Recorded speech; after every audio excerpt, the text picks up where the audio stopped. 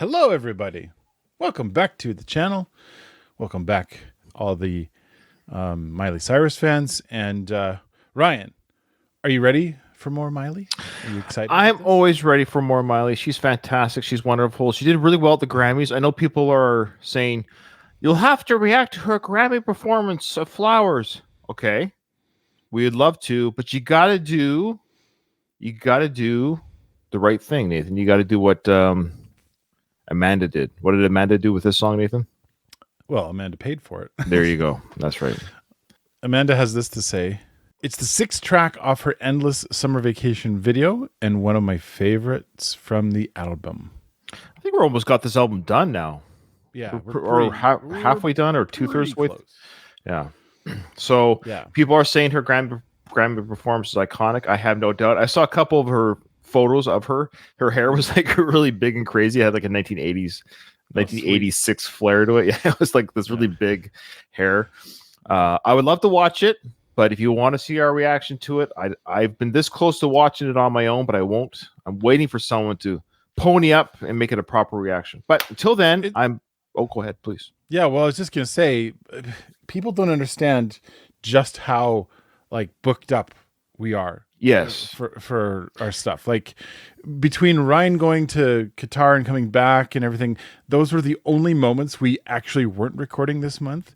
That is the only way to get stuff to be viewed is to pay. Yeah. It's not about, again, it's about the money, but not about the money. We've said this before 100 times. Let's say, I'll edit this out, not for YouTube, but I'm just saying, just overall, yeah, that's how it works. If we just did what everyone wanted us to do, we literally wouldn't have time to eat. It just wouldn't stop. We would just, because every request elicits another request. It just spider webs. Okay. All right. Without further ado, Nathan.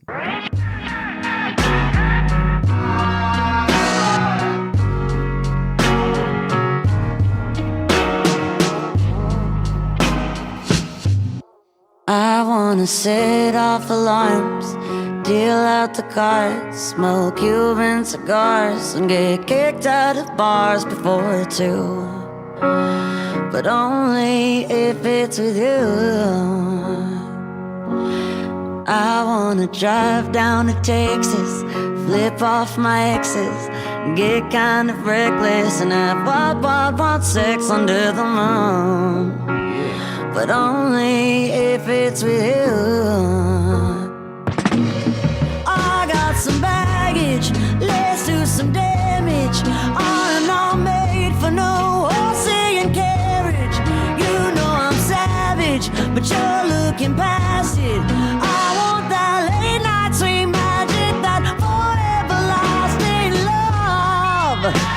But only if it's with you. Let's crash a wedding tonight, get drunk by the lights, then I'll pick a fight to make up on the floor of your room. But only if it's with you. I wanna cut off my hair and kick off my boots, dance in the wind just to do it again. Oh, it's true. But only if it's with you. I got some baggage, let's do some damage. I'm not made for no horse and carriage. You know I'm savage, but you're looking past it. I want that late night sweet magic, that forever lasting. I'm kinda crazy, cause that's how you make me. I don't need Jesus, cause baby, you save me, I'm done. But only if it's with you.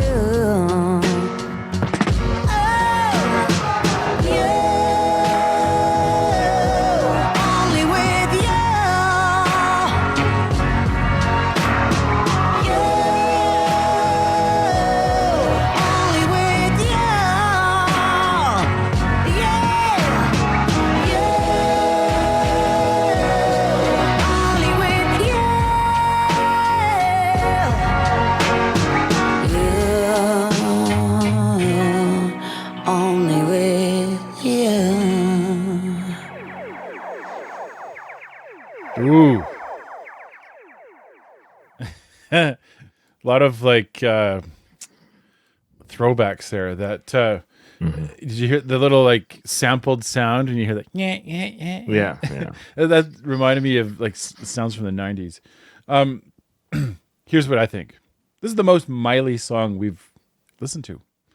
This is her personality in the lyrics, 100%. Right? It's very like you sing this at a bar kind of a sound, you know. It's really just a tribute to Miley and to who she is as a person. She's that reckless kind of, I like to just live my life wild and free, and I don't like being told how to live my life. That's really Miley's personality in a nutshell. She's very, stands out, but she's at the same time, she's also, I think she's got a side to her that's very, kind and forgiving, and also understanding. So it's a great tribute to Miley. I like that song as a tribute to Miley. It's her personality through and through. Love it. Yeah, I love that song. It was a throwback to, I'm not sure what it was a throwback to. It reminded me a little bit of early George Michael. Well, not early George Michael, we're just old. Like George Michael solo stuff. It kind of had that flavor to that sound. But it had this bar room. Again, we've mentioned this before, I think, with her. But you can almost picture her singing this in some sort of like 1950s or even like the 30s, 40s type of jazz bar room. So number one, I love this composition. It really speaks to her voice, her styling of voice, that sultry, bluesy, bar room type singing. And you're right, it had that mixture of old sound mixed with new. I felt bad for her to some degree during the Grammys because, of course, I love Taylor. It's just, I just kind of felt bad for Miley. I don't know why. I felt like Miley was this underdog in some ways. And I was so happy that Miley actually did win 2 Grammys.